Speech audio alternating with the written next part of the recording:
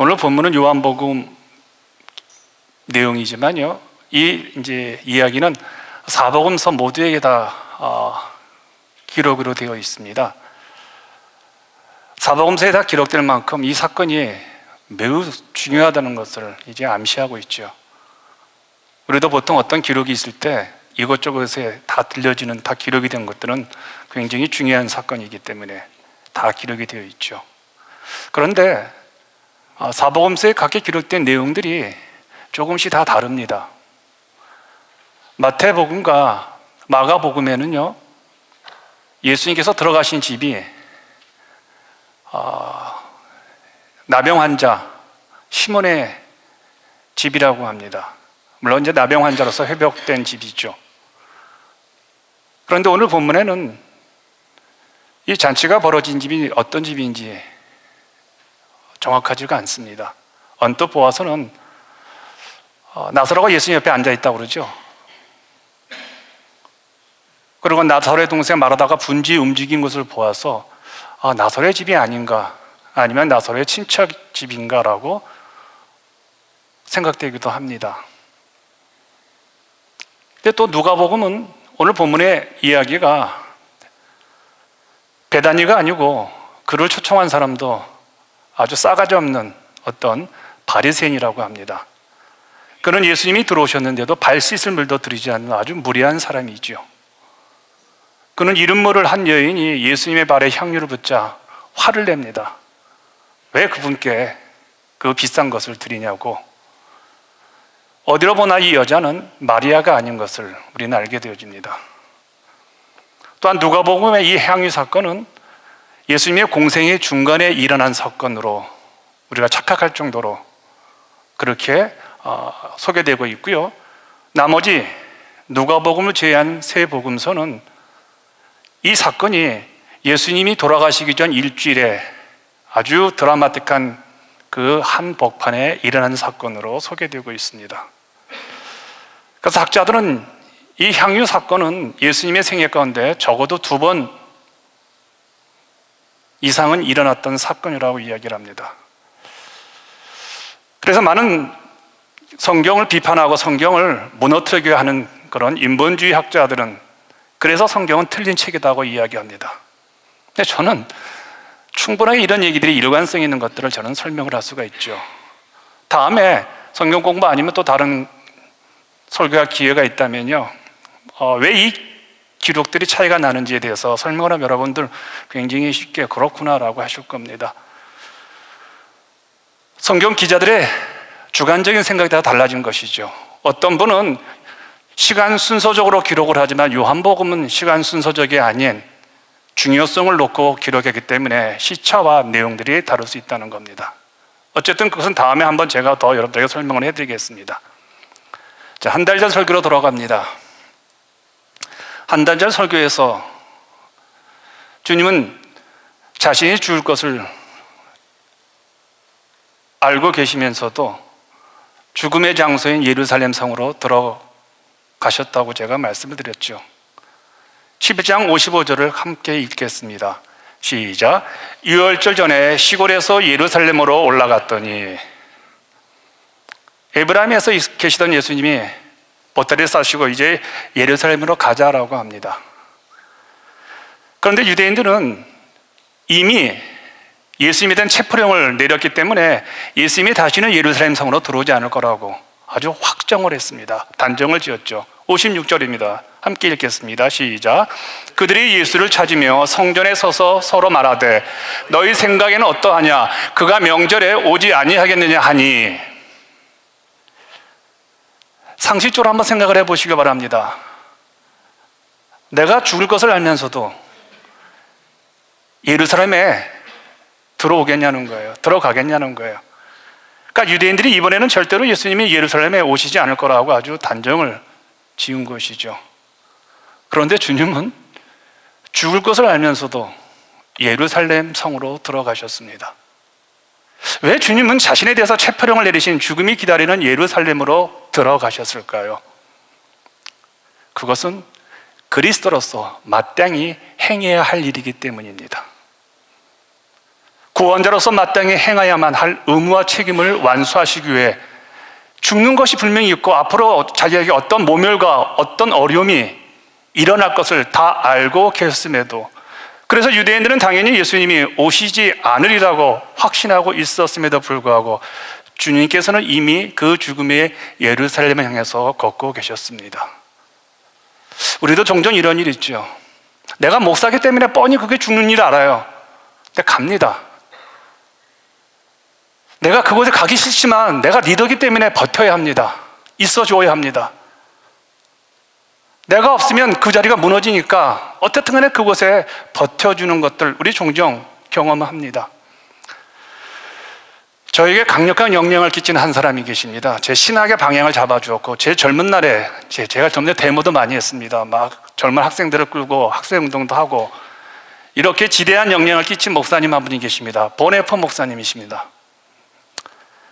이 목사님은, 만약에 이 목사님이 살아계셨더라면 세계 신학과 세계 기독교 윤리가 완벽하게 달라졌다고 할 정도로 대단한 분이십니다. 이 목사님이 20대 초반에 미국 유니언 신학교의 교수로 미국에 왔습니다. 근데 당시 1940년대 독일의 히틀러가 정권을 잡으면서 독일 국민들이 어려움에 처하게 되었습니다. 그러자 이 보네퍼 목사님이 고난받고 있는 내 민족과 함께 하겠다고 독일로 돌아간다고 했을 때 미국의 조화에 많은 신학자들과 목사님들이 당신 성품상 당신은 돌아가면 죽습니다. 이제 몇 년 안 남았으니까 참고 기다리십시오라고 했다고 합니다. 그때 보네퍼 목사님이 이렇게 답을 했다고 합니다. 나를 향한 하나님의 뜻은 분명해졌습니다. 내가 미국에 온 것은 잘못된 결정이었습니다. 우리 민족이 순환당하고 있는 이때 나는 독일의 그리스도인들과 운명을 함께 해야 합니다. 만일 이때 나의 백성과 함께 고난받지 않는다면 전쟁이 끝난 후 나는 독일의 재건에 참여할 권리를 가질 수 없을 것입니다. 그는 결국 돌아가서 히틀러에게 저항하다가 39살의 나이에 순교를 하셨습니다. 자, 여기서 질문 드리겠습니다. 만약에 이분이 안 가셨더라면 오래 사셨겠죠. 그러나 독일 국민들은 그를 어떻게 보았을까요? 더 좋은 것이 있고 더 장래가 촉망되고 우리 가족들에게 행복을 보장해 주는 것이 있다 할지라도 내가 필요하기 때문에, 내가 고생을 할 것이 예측이 가능해도 불구하고 그 일을 감당하는 것을 보게 되어지죠. 우리는 어떤 인간에게 거절할 것을 알면서 그 인간에게 손을 내밀고 그를 이해하려고 하는 경우도 보게 되어지죠. 일을 하면 손해이고 감당할 수 없는 어려움이 오는 것을 알면서도 내 감정과 내 의지는 아니라고 하는데도 그 일을 하고 그것에 버티고 그것에 가는 우리의 모습, 여러분 종종 보잖아요. 사람이라는 게 내가 편한 곳에만 찾아가는 사람들은, 그리고 내게 이득이 있다고 사람들을 사귀는 것들은 아니잖아요. 오늘 아침 사역자 회의를 하면서 이런저런 얘기를 하는데 제가 그런 얘기를 했어요. 사람에게 가장 중요한 것은 그 사람에 대해서 기다려주는 겁니다. 연습이 안 되고 연습이 안 나오고 화음이 안 되고 뻔뻔하더라도 사역자는 기다려줄 줄 알아야 됩니다라고. 그게 얼마나 힘들겠어요. 내 감정과 내지는 아니죠. 깔끔하게 시작하고 싶습니다. 그럼에도 불구하고 그곳에 충성하게 감당하는 우리의 삶의 경험들을 이제 보게 됩니다. 자, 이제 주님이 예루살렘을 떠나 예루살렘으로 향하고 있습니다. 1절을 함께 읽겠습니다. 시작. 유월절 엿새 전에 예수께서 베다니에 이르시니 이곳은 예수께서 죽은 자 가운데서 살리신 나사로가 있는 곳이라. 그런데 주님께서 그 수많은 동네 가운데서 베다니를 택하십니다. 그래서 그곳에 하룻밤을 묵자고 하십니다. 여러분, 베다니는 죽은 지 나흘이 된 나사로를 살리셨던 그런 동네이죠. 그런데 어떤 일이 벌어집니까? 베다니에 예수님 오신다고 하자 2절입니다. 같이 읽겠습니다. 시작. 거기서 예수를 위하여 잔치할세 마르다는 일을 하고 나사로는 예수와 함께 앉은 자 중에 있더라.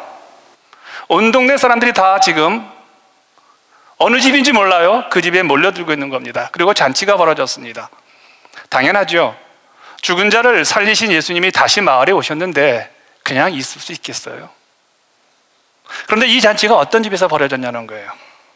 제가 조금 전에 말씀드렸죠. 오늘 본문은 나사로의 동생 마르다가 음식을 하고 있기 때문에 나사로의 집 아니면 친척으로 착각할 수 있다고 제가 말씀을 드렸습니다. 근데 마가복음 14장 3절을 보시기 바랍니다.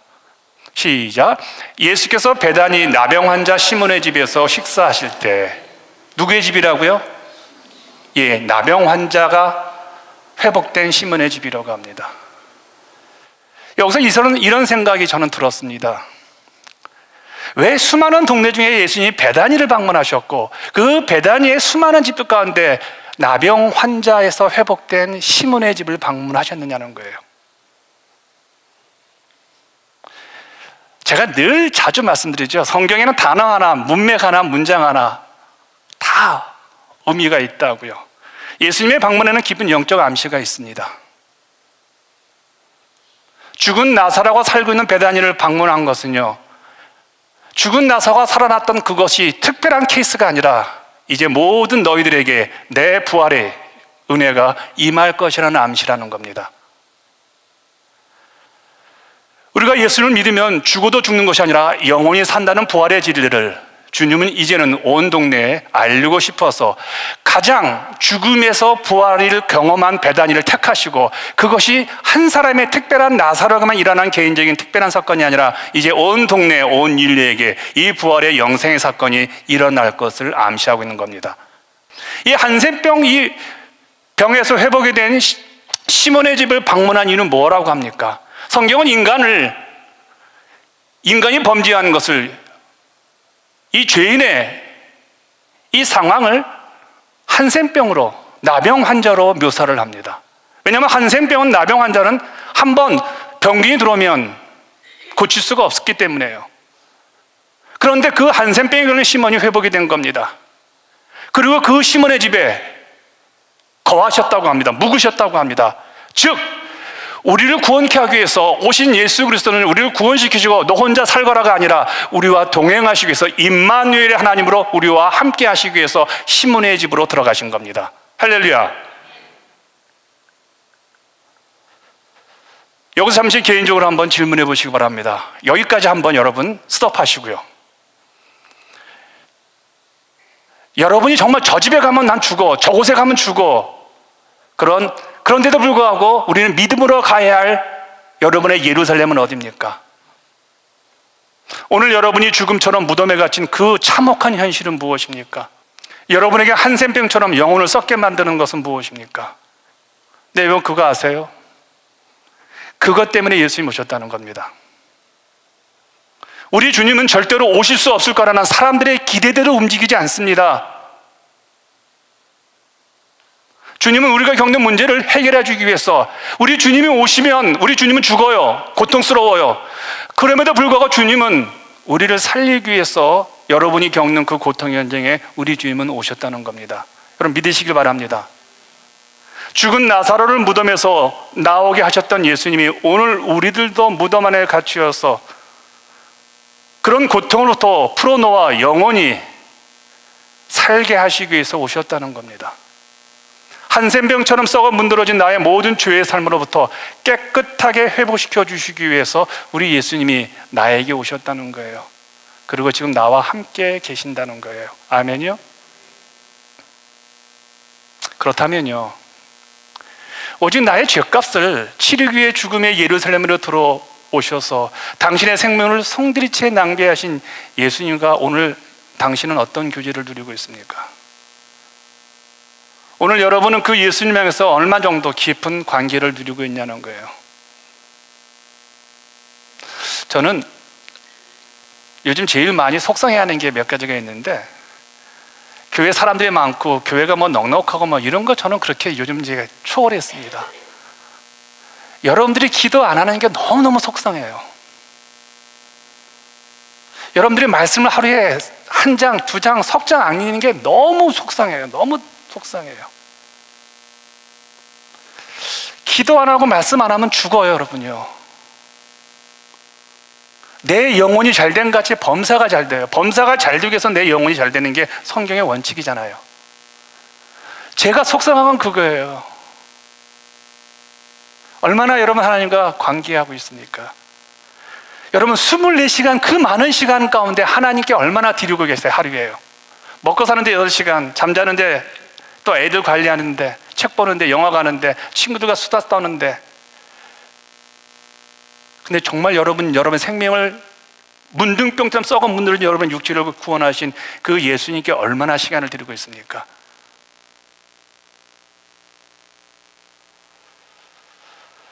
우리를 찾아주신 주님께 우리는 어떤 삶으로 응답해야 할까요? 3절 마리아를 주목해 보시기 바랍니다. 함께 읽겠습니다. 시작. 마리아는 지극히 비싼 향유 곧 순전한 나더 한 근을 가져다가 예수의 발에 붓고 자기 머리털로 그의 발을 닦으니 향유 냄새가 집에 가득하더라. 마리아가 예수의 발에 향유를 붓습니다. 이스라엘 사람들은 잔치를 할 때 주인공의 머리에 향유를 부어주는 관습이 있다고 합니다.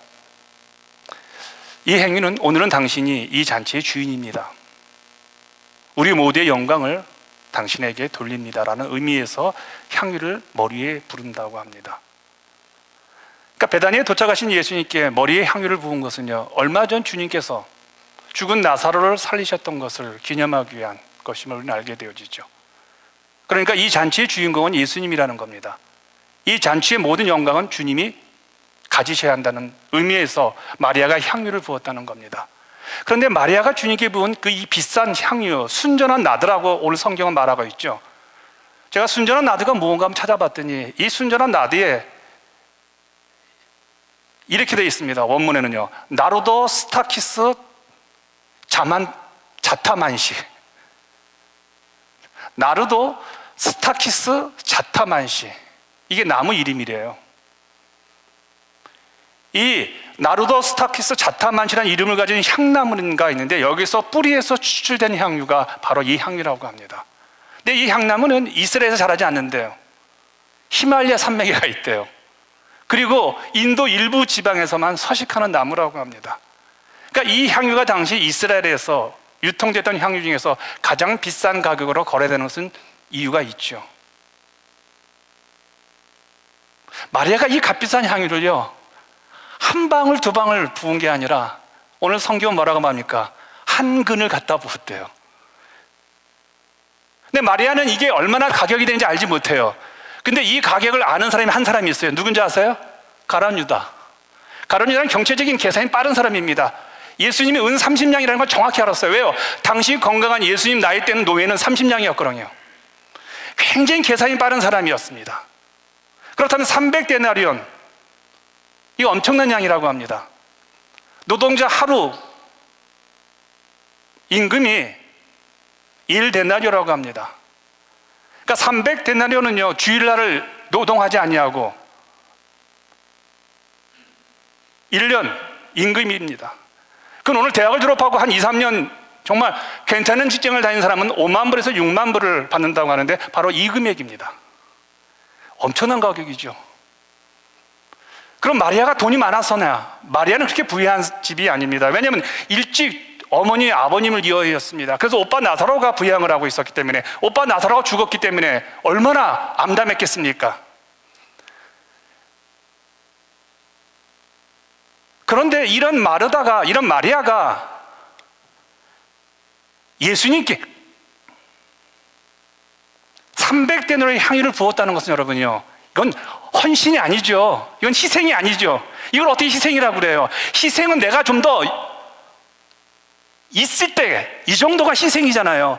헌신이란 뭐냐? 내가 시간이 남아돌 때 바치는 거잖아요. 그런데 마리아에게 있어서 이 300데나리온은 희생이 아니고 죽음이죠. 그런데 마리아는 우리의 이런 걱정을 아랑곳하지 않습니다.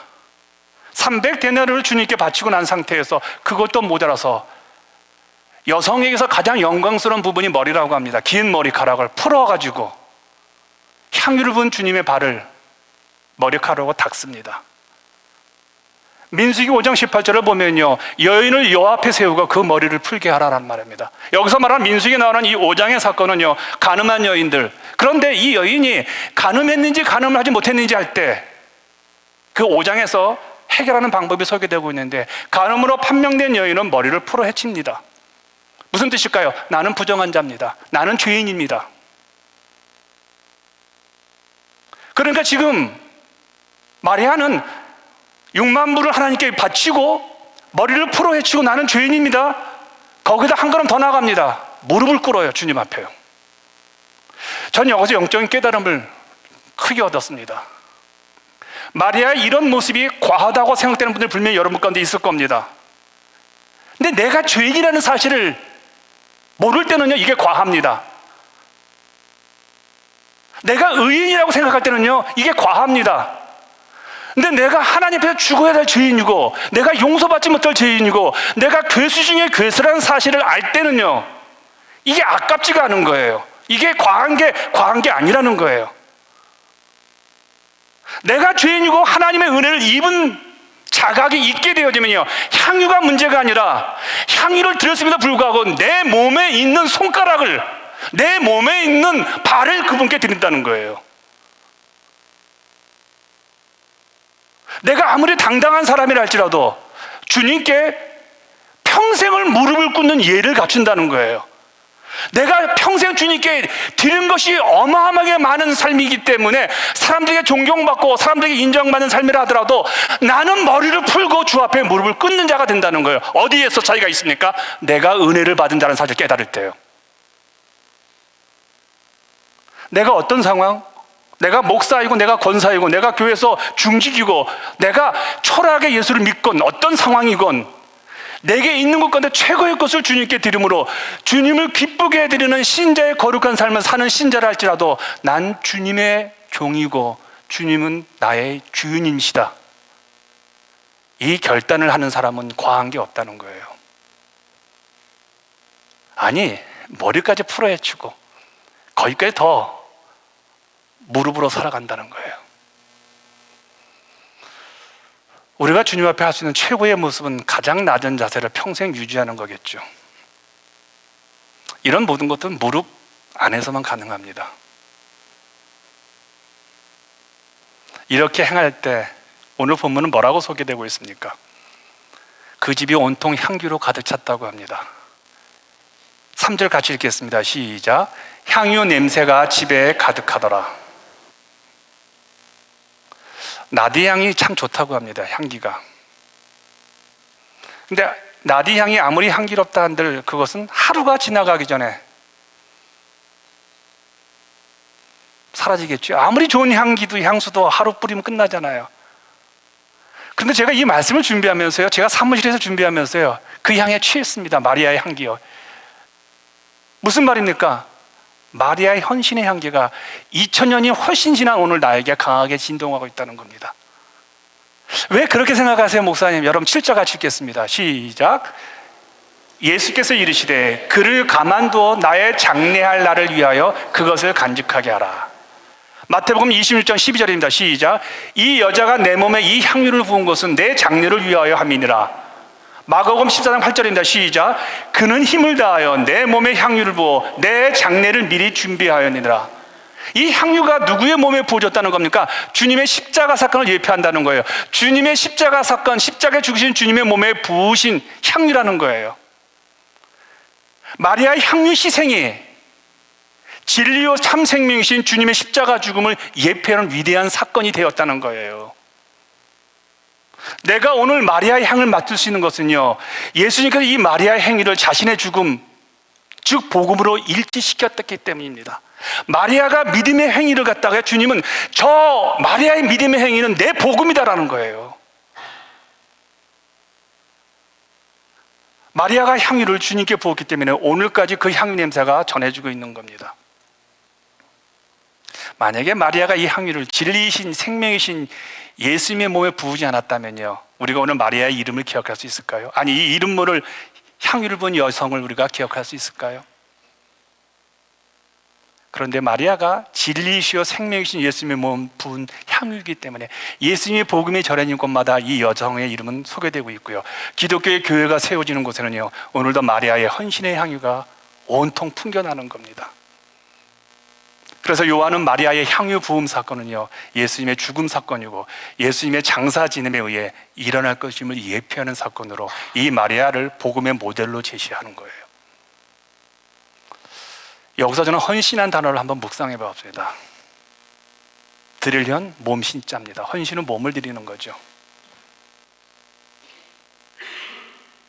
여러분, 성도들이 헌신할 때 오해하는 게 있어요.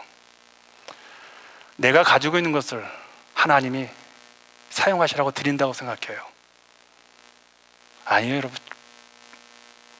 여러분 몸 들여서 누가 쓰겠습니까?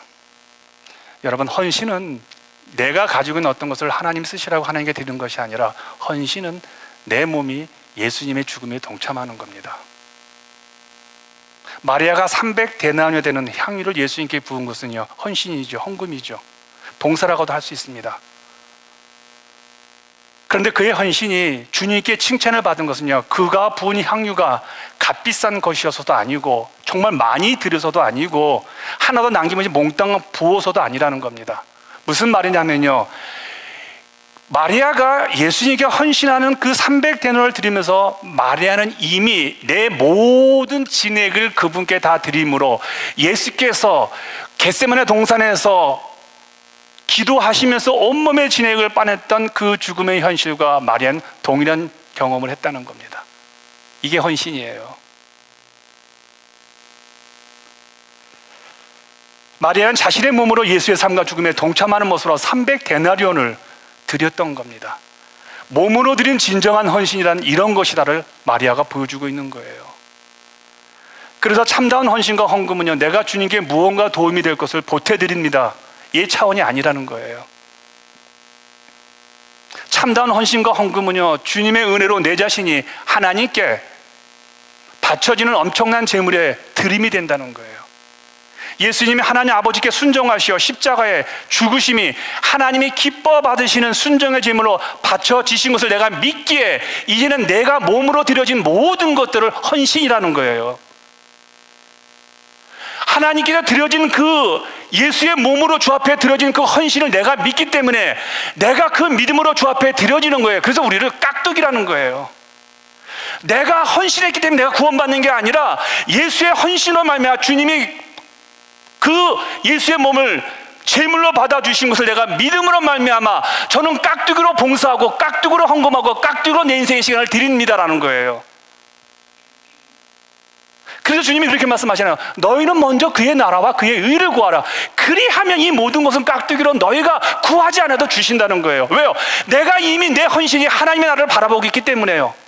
근데 여러분은 어떠세요?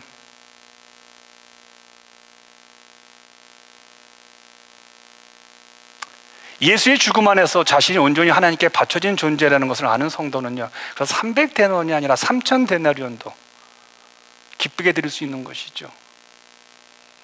나는 도저히 하나님에 동참할 수 없는 자였는데 예수님의 공로로 나의 물질과 나의 힘과 나의 시간과 나의 지식이 하나님께 드려지는 것이 얼마나 감격적인 겁니까? 하나님에 의해서 내 몸이 쓰여질 수 있는 것만으로도요, 너무 기뻐서 어쩔 줄 모르는 거예요. 이게 헌신과 헌금의 정신이라는 거예요. 하나님께서 예수 안에 나를 받으셨습니다.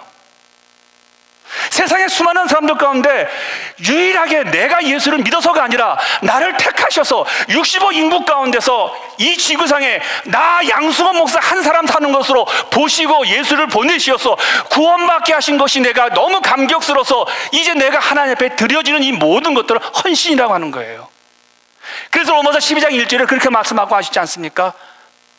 너희가 살아있는 네 몸을 하나님께 드리라는 거예요. 그러면 몸을 드릴 때 하나님이 내가 거룩한 제물로 그분이 받아주겠다는 거예요. 내가 거룩하게 만들어서 내 몸을 주 앞에 드리는 것이 아니라 내 미천한 몸을, 내가 구원받은 내 미천한 시간과 물질과 몸을 드렸더니 주님이 뭐라고 말씀하시면, 너 너무 거룩한 삶이다, 너 거룩한 헌금이다, 거룩한 헌신으로 받아준다는 거예요. 이 은혜를 아세요?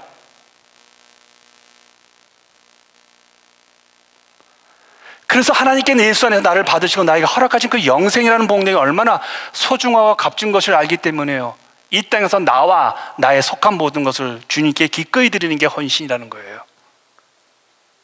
이 진리를 알았던 마케도니아 교우들 아세요? 이분들 극빈자들이었어요. 오늘날 말하면 홈리스였어요, 이 마케도니아 교우들이요. 그런데 이 은혜를 알았기 때문에 예루살렘 교회가 어렵다는 거, 흉년을 얻었다는 거 아니까 이 마케도니 그 빈자들이 바울에게 이렇게 말합니다. 우리가 제발 헌금할 수 있게 도와달라고요. 바울은 금했습니다. 너희들 너무 형편없으니까 헌금하지 마십시오. 그런데 이 마케도니 교우들은요, 제발 헌금 좀 해달라고 허락해달라고 했던 거예요. 왜요? 그 영광스러운 복음에 동참하는 것이기 때문에. 내 몸이 그 영광스러운 복음에 동참하기 때문에, 내 몸이 주의 몸이라는 교회에 내가 쓰임받을 수 있다면요, 나로 인해서 시작할 수 있다면요, 나로 인해서 그 교회가 조금이라도 건강한 모습으로 회복될 수 있다면요, 이 얼마나 영광스러운 동참이냐는 거예요. 그런데 이렇게 예수 그리스도의 죽으심에 근거하지 않는 헌신과 헌금과 봉사, 선교 같은 것은요, 반드시 자기 자랑을 낳게 되어지고요, 그것으로 교회 안에 문제가 발생하게 되어집니다. 따라서 여러분은 피상적으로 헌금 드리지 마십시오. 피상적으로 헌신하지 마십시오. 그렇게 드리면 여러분 죽습니다. 우리가 헌신을 하고 헌금을 하고 봉사를 하고 선교를 하는 것은요, 우리가 가진 것을 나누는 것에 그치는 것이 아니라 내가 예수의 죽음을 이해했기 때문에, 그 죽음이 나의 죽음이기 때문에 나는 그 죽음에 동참하는 사람들을 더 많이 확보하기 위해서 내가 힘겹게 땀 흘려 번 재물을, 내 인생의 소중한 시간들을 그 일에 헌신하는 겁니다. 그래서 그런 신앙적 고백에서 이 모든 헌신이 드러나게 되어 있다는 거예요. 여러분, 우리 주님은 우리에게 감당할 수 없는 영생이라는 복을 주셨죠. 그래서 우리는 예수를 정말 잘 믿게 되어지면 이런 고백합니다. 여호와는 나의 목자시니 내가 부족함이 없다. 아주 거침없이 고백하잖아요. 부족한 게 없대요. 근데 부족한 건 투생이잖아요. 우리 삶 가운데 보면요, 부족한 것이 없다고 고백하니까 나의 모든 것이 넉넉하다고 생각하는 거예요. 영생의 축복 속에서 보니까 이 모든 것이 넉넉한 거예요. 구원의 감격이 있다 보니까 이 모든 것이 넉넉하고 하나님의 은혜라는 고백이 되어지는 거예요. 그래서 나의 영광을, 나의 소중한 것을 초계처럼 버리는 신앙이 시편 24편을 외우고 고백하는 자들이죠. 근데 만일 여러분 아직까지 그리스도와의 연합과 그로 말미암은 복음을 충분히 이해하고 계시지 못하다면요, 절대 헌신할 말을 입 밖에도 내지 마십시오. 힘들다는 말도 내지 마십시오. 여러분, 헌금도 뒤로 미루십시오. 하지 마십시오. 봉사도 하지 마시고, 구제도 하지 마시고, 선교도 하지 마시고, 먼저 복음을 이해하세요. 내가 어떤 자인지. 그러면 자기가 부인되어집니다. 나라는 존재가 부인되어지고 그리스도 십자가만이 드러나죠. 그때가 되면요, 자랑 없는 자발적인 헌신과 자발적인 헌금과 자발적인 봉사와 자발적인 선교가 자연스럽게 흘러나오게 되어지더라는 거죠. 그런데 여러분, 참 재미난 게 하나 있어요. 모두가 다 이렇게 과하게 헌신하지 않잖아요. 근데 꼭 이렇게 과하게 헌신을 하면요, 다른 쪽에서는 과하다고 비판을 합니다. 이게 4절과 5절을 보면요, 같이 읽겠습니다. 시작. 제자 중 하나로서 예수를 잡아줄 가룟 유다가 말하되 이 향유를 어찌하여 300데나리온에 팔아 가난한 자들에게 주지 아니하였느냐 하니. 누가 비난합니까? 가룟 유다가 비난을 해요. 한마디로 적당하게 예수 믿지, 적당하게 신앙생활하지 어떻게 그렇게 과하게 하느냐는 거예요. 아까 제가 말씀드렸잖아요. 가룟 유다는 아무도 몰랐어요, 그게 명품인지. 근데 가룟 유다는 정확히 알아요. 300데나리온의 가치가 있다고요. 그래서 이렇게 논리를 냅니다. 그 돈으로 가난한 자들을 구제하면 한 사람의 노동자를 1년 동안 먹여 살릴 수 있고 300명의 사람에게 하루 3끼의 양식을 공급할 수 있는 엄청난 금액인데 그것을 한순간에 한 사람에게 그걸 낭비하느냐, 이 얘기예요. 여러분, 이런 합리적인 주장에 아무도 반반 못합니다. 맞는 얘기니까, 우리에게도 맞는 얘기니까요. 누가 봐도 낭비잖아요. 근데 문제는 이거예요. 이런 순간에 예수님이 뭐라고 말씀하시냐는 거예요. 답은 예수님의 말씀이잖아요. 그러니까 예수님 6절에 이렇게 말합니다. 같이 읽겠습니다. 시작. 이렇게 말하면 가난한 자들을 생각함이 아니요 그는 도둑이라 돈깨를 맞고 거기 넣은 것을 훔쳐감이라.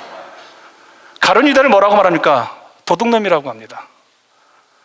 주님은 가룟 유다의 그 말이, 경제적인 그 어떤 합리적인 주장이 가난한 자들에 대한 연민이 아니라 물질에 대한 탐심이라고 말을 합니다. 가룟 유다는 가난한 사람에 대해서 옳은 말을 하지만 실질적으로 물질에 대한 탐욕이 있는 자라는 거예요. 그렇죠. 모든 사람들이 누구를 따릅니까? 합리적 주장은 가룟 유다를 따르죠. 마리아가 완전히 바보가 됩니다. 하나님께 봉사한 일에 완전히 무시나갑니다. 그런데 역설적으로 이 순간은 마리아는 어디에 들어간 겁니까? 시편 23편에 사망의 음침한 골짜기에 들어가 버린 거예요. 마리아는요. 사망의 음침한 골짜기, 누구로 인하여서? 예수로 인하여서. 그러면 예수님이 누구의 손을 들어주십니까? 마리아의 손을 들어주십니다. 시편 23편을 보시면요, 사망의 음침한 골짜기를 지나는 그녀에게 주님께서 어떻게 하십니까? 그녀의 목전에서 그녀를 비판하던 악당들 앞에서 기름을 부어주신다고 합니다. 내장이 넘치는 기름을 부어주신다는 말이 나오잖아요. 그러면 지금까지 기름을 누가 부었습니까? 마리아가 한 근이나 되는 그 엄청난 양의 기름을 누구한테 부었어요? 예수께 부었는데 시편 23편은 누구한테 부었다고 합니까? 그 만불의 그 향유가 마리아의 머리에 부어졌다고 시편 23편은 말을 합니다. 마리아는 예수님께 죄인인 자신이 구원받은 것에 대한 감사의 표시와 예수에 대한 존경의 표시로, 절대 순종의 표시로 그 발 앞에 끌어앉아 자기의 머리를 풀고 그 머리를 이용하여 향유를 발랐는데, 결국에는 그 향유가 누구의 머리로 왔다는 겁니까? 마리아의 머리에 발라졌다는 거예요. 여기서 깊은 깨달음을 제가 가졌습니다. 제가 그래서 담대하게 여러분에게 제가 이제 전합니다. 주님께 자신의 전부를 드린 자들은 주님이 책임져 주십니다. 믿으시기 바랍니다. 우리가 예수를 제대로 믿을 때 이렇게 마리아처럼 비판 받을 수 있습니다. 누구일까요? 가난한 자들이에요. 내 주변에 가난한 자들이에요. 그럼 누굴까요? 우리에게 그렇게 예수를 믿지 말라고, 그렇게 과하게 예수 믿지 말고, 그렇게 과하게 봉사하지 말라고, 그렇게 새벽기도 나가지 말라고, 성경금 나가지 말라고, 당신 몸 아프니까 누구예요? 남편이에요. 아내예요. 자식들이에요. 엄마 왜 꼭 교회를 나가도 그런 교회 나가? 여보, 당신은 꼭 그렇게 남들이 안 나가 새벽기도 그렇게 굳이 나가려고 그래. 당신 몸도 안 좋잖아. 당신 밤에 업어가면 안 돼. 당신 이뻐서. 근데 주님 뭐라고 해요? 가난한 자들은 항상 네 곁에 있다는 거예요. 무슨 얘기예요? 예수를 섬길 수 있는, 기도할 수 있는, 예수께 봉사할 시간은 정해졌다는 거예요. 한계가 있다는 거예요. 제가 어제 이번 주 새벽 기도할 때 저희 교회 나이 드신 분들을 위해서 제가 기도를 합니다. 이번 주 참 많이 기도했어요. 우리 원로 사모님, 우리 권사님들 나이 드신 분들은 제가 많이 울었어요. 10년 전만에 저분들 굉장히 건강하셨어요. 근데 세월의 힘을 못 이기시는 거예요. 마지막 송 부를 때요, 이렇게 안고 보시는데요, 제가 너무 가슴이 찡했어요. 그래도 찬송은 서서 하나님께 영광과 존귀와 예의니까 제가 앉지 말라고 말을 못하는 거예요. 여러분, 팔과 무릎이 힘들 때 여러분 기도 못해요. 죄송합니다 여러분요. 제가 평상시에 기도하면요, 예전에 기도는요, 여기서 제가 무릎을 꿇고 기도했는데요, 관절이 안 좋고 허리가 아프니까요 10분을 못 앉아 있어요. 그래서 아마 새벽 기도 오시면 저게 미쳤다고 그럴 거예요. 한 2시간 기도를 하는데 왔다 갔다 해요. 저쪽 갔다가, 왜냐면 허리가 아프니까 앉아서 못 하니까요.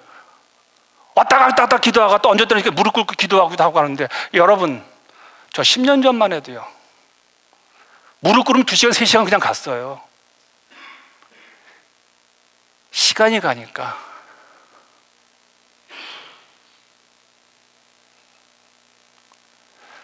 여러분, 우리 가운데 가난한 자들은 항상 있어요.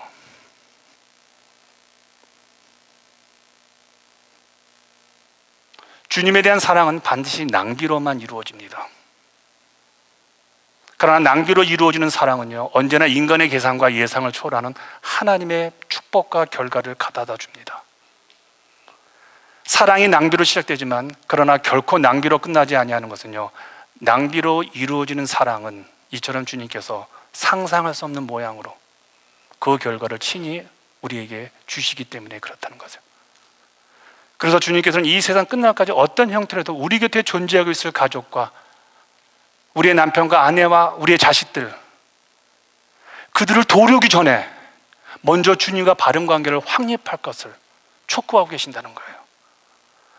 그래서 우리도 그분의 사랑과 능력을 힘입어서 우리 자신을 주님 앞에 낭비하는 사람으로 살아갈 때 주님께서 우리를 책임져 주실 것이라는 겁니다.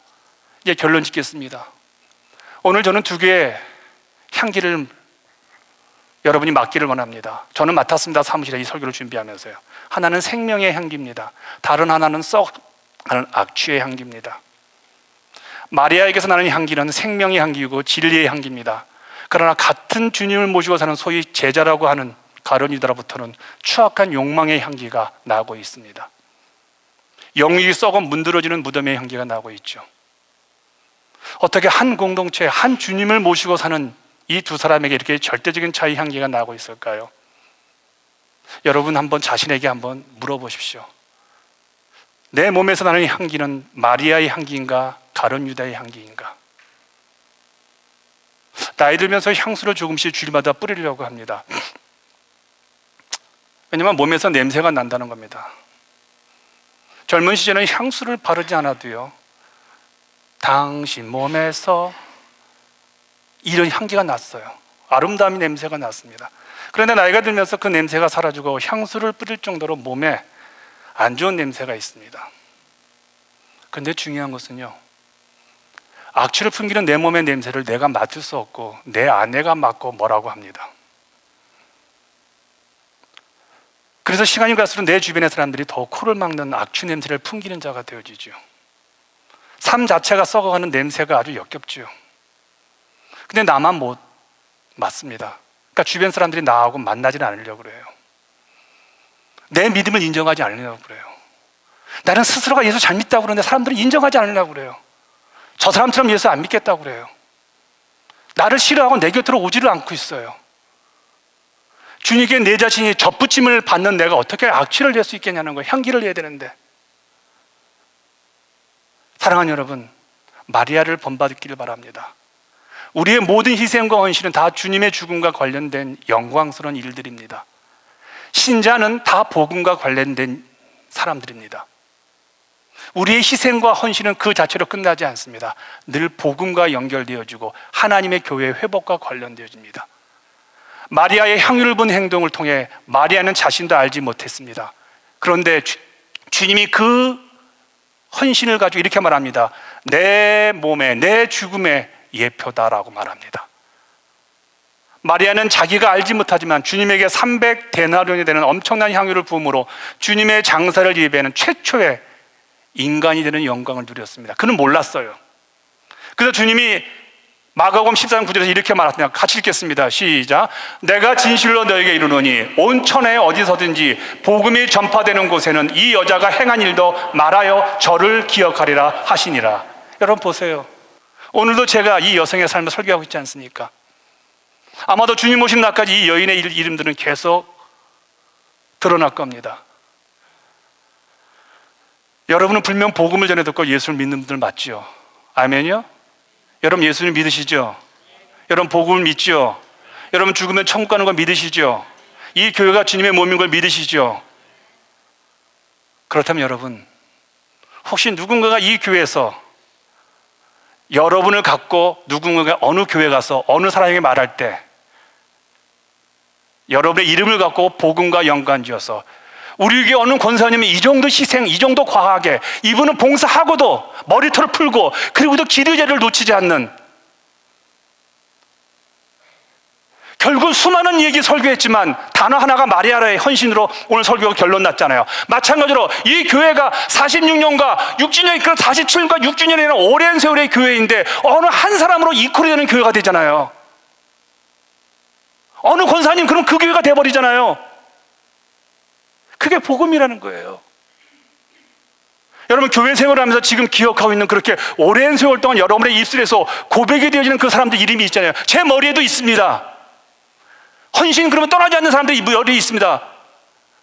제가 지치고 힘들 때 그 사람만 기억하면 다시 힘이 되는 사람들이 있습니다.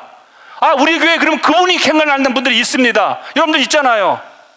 수많은 믿음의 사람들이 여러분 곁에 있고 왔고 제 곁에도 있다가 사라졌는데 여전히 제 마음속에 여전히 여러분의 입속에서 여러분의 신앙의 모델이 되어주고 여러분에게 은혜의 저수지가 되어주고 여러분이 지칠 때 교회의 병참기지가 되는 분들 있잖아요. 어떤 분들이었습니까? 그들의 모든 일반적인 특징은요, 소위 세상 사람과 우리 신자들이 볼 때도 과다가 할 정도로 기도하시는 분이었고 과다가 할 정도로 헌금하시는 분이었고 과다가 할 정도로 봉사하는 분들 아니셔요? 그러니까 병참기지가 되는 거잖아요. 교회가 필요하고 내가 믿음이 필요하면 그분에게 가서 구하잖아요. 도와주세요. 저희 가정 이런 일이 벌어졌어요. 교회가 이렇게 힘들어요. 도와주세요. 그분에게만 말하지 않는 은혜의 저수지가 있잖아요. 근데 그분이라고 시간이 남아 돌아서요? 넉넉해서야? 아니잖아요. 내가 구원받은 삶이 무엇인지 알기 때문에 내 희생과 내 헌신이 죽음의 십자가와 십자가의 예표라는 것을 알기 때문에 우리가 그 믿음의 신앙 고백으로 우리가 은혜의 저수가 되어지며 하나님 나라의 병참기지가 되어지잖아요. 그분들에 의해서 교회는 향내가 나잖아요. 젊은 시절에는 사람들이 못 느낀다고 합니다. 여러분 절도 보시기 바랍니다. 이건 굉장히 중요한 얘기이기 때문에 꼭 들으셔야 합니다. 그러니까 나이가 들어서 몸에 이상이 생기는 분들까지 특징이 하나 있다고 합니다. 예를 들어 중풍입니다. 중풍. 몸에 마비 증상이 올 때요. 100이면 100 마비 증상이 오면요. 손을 오그라뜨린다고 합니다. 나이가 들어가면서 손이 오그라든다고 합니다. 몸에 이상 증상이 오면요. 100% 다 손이 오그라든다고 합니다. 무언가 움켜쥐고 있는 모양이라고 합니다. 근데 그 손은 약으로 절대로 안 펴진다고 합니다. 수백 명이 달려들어도 이 손은 못 핀다고 합니다. 수술로도 펼 수 없다고 합니다. 그런데 이 손이 언제 펴지지 아세요? 인간의 호흡이 끝나는 순간, 인간이 죽는 순간 이 손이 저절로 펴진다고 합니다. 욕망에 사로잡혀서 이 세상에서 아무리 많은 것을 움켜잡아도 오히려 그것 때문에 이 세상에서 악취만 풍기다가 죽을 때에는요, 그 모든 것 다 남겨두고 빈손으로 갈 뿐임을 상징적으로 보여주는 것이 손을 피고 죽는다고 합니다. 그래서 관 속에는 서랍이 없고요, 수위에는 주머니가 없다고 합니다. 사랑하는 여러분, 죽어서 하나도 가져가지 못하고서 움켜쥐느라 그토록 악취를 풍기던 그 손으로 이제 좀 우리 새롭게 살아갔으면 좋겠습니다. 썩어 문드러질 우리 인생이란 시간과 우리가 가지고 있는 것들을 마리아 향유처럼 주님 발 앞에 계산하지 마시고 과하게, 내 주변의 사람들이 당신 그러다 몸 다쳐, 몸 상해 라고 할 정도로 여러분 기도의 무릎을 꿇어보시길 바랍니다. 그래서 우리 교회가 존재하는 날, 우리 교회가 100년, 150년, 200년 되는 그런 날 동안에도 수많은 성도들이 지치고 힘들 때, 그렇지 우리 교회에 그런 권사님이, 그런 집사님이, 그런 성도님이, 그런 목사님이 계셨지라고 하면서 뒤에 처주했던 성도들이 믿음의 앞자리를 차지해서 당신의 몸을 우리를 위해서 손들이져 주었던 그 주님께 조금이라도 보답했던 그 향유를 품어내어서 이 교회의 향내를 진동케 하는 여러분 한 분도 한 분 되기를 소망합니다.